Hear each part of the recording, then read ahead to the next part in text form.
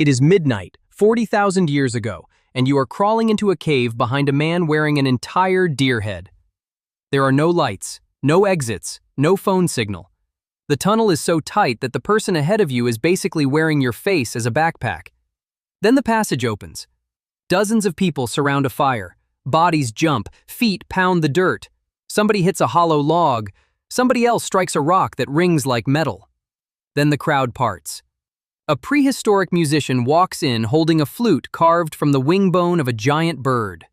Beside him, glowing cave letters appear, 40,000 years before Spotify. He blows one sharp note. It ricochets through the chamber. Everyone loses their minds. Welcome to humanity's first rave. Probably.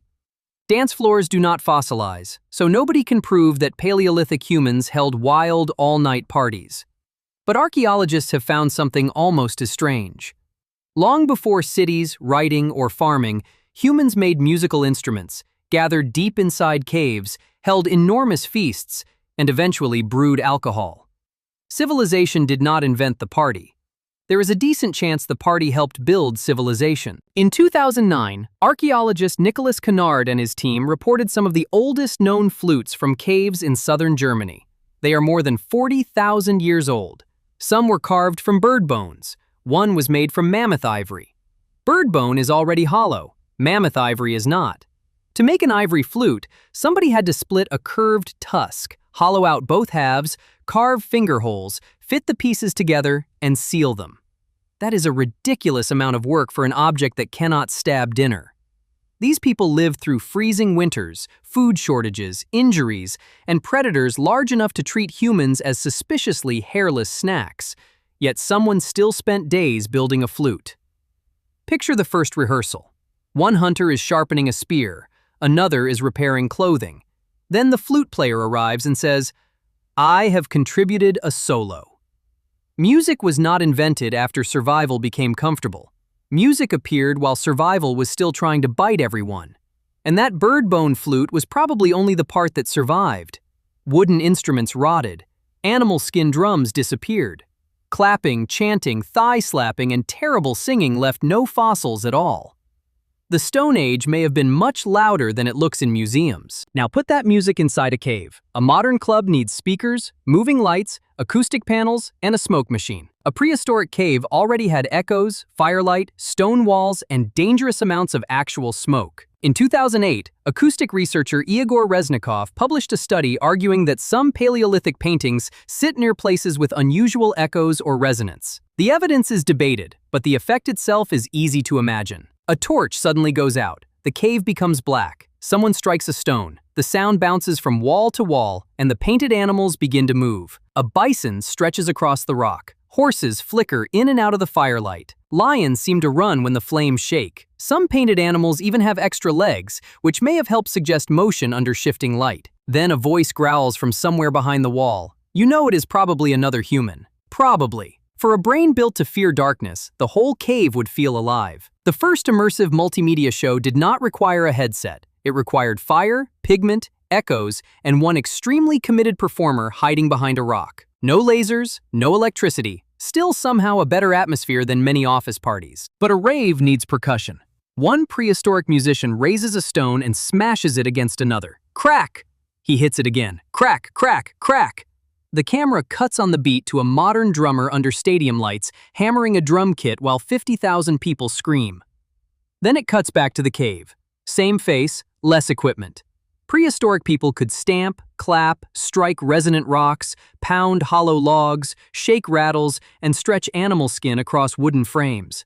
Most of those instruments would decay, which means archaeology preserves the flute player, but often loses the rest of the band. The deepest sounds may have come from very simple objects. A bull roarer is a shaped piece of material tied to a cord. Swing it through the air, and it produces a low, pulsing roar. It sounds like the sky is angry about something personal. We cannot prove exactly when every sound-making tradition began, but humans did not need modern technology to discover bass.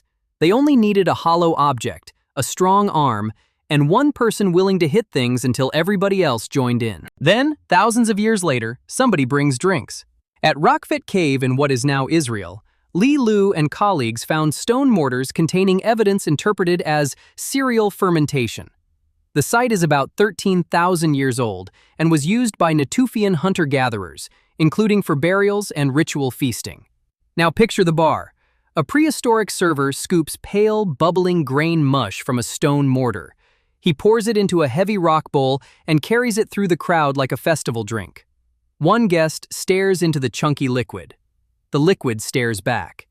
This was not cold modern beer. It was probably thick, cloudy, and closer to alcoholic porridge, basically breakfast with consequences. The strange part is that this happened before fully developed agriculture in the region. People were processing wild grain for fermented drinks before domesticated cereals became established there. Researchers still debate whether the desire for beer helped encourage grain cultivation. Food was obviously important too. Humans generally prefer not starving. Still, the evidence raises a wonderful possibility. Some of your ancestors may have started managing grain more carefully because the next funeral needed catering. Why waste precious energy dancing when every calorie took work to obtain? Because moving together does something strange to people. In experiments by Bronwyn Tarr and colleagues, strangers who danced in synchrony felt more socially connected. Demanding synchronized movement also increased pain thresholds, which researchers use as a possible clue to endorphin activity. This does not prove why prehistoric people danced, but it shows why group rhythm can be useful. Back in the cave, everyone begins stamping together. Boom, boom, boom. The whole crowd drops on the same beat. Dust falls from the ceiling. One confused outsider misses the rhythm and gets bounced up and down by the shaking ground like a loose kernel in a popcorn machine. After a while, dozens of separate bodies start behaving like one enormous body. That feeling matters when the same group must share food, protect children, survive winter, hunt dangerous animals, or defend the camp. Before flags, national anthems, matching uniforms, and painful corporate retreats, humans may have used rhythm to create an immediate feeling of us. The rave was entertainment. It may also have been social glue, grief ritual, spiritual technology, and prehistoric team building with much worse ventilation. We will never know exactly what humanity's first rave looked like. The person in the deer head may have led a sacred ceremony. The bone flute may have told a story. The fermented grain drink may have belonged to a funeral feast, not a Friday night. But the ingredients appeared astonishingly early. Instruments before farming, caves filled with echoes and moving firelight, communal feasts before cities, and alcohol before anyone invented a proper bar. Now cut to a modern rock concert. The room goes dark, smoke fills the air. A repetitive beat begins. Thousands of strangers stamp, shout, and raise their hands together. Then, one by one, the concertgoers change. Their jackets become animal hides. Plastic cups become stone bowls. The drummer's kit becomes a hollow log. The electric guitar becomes a bird-bone flute.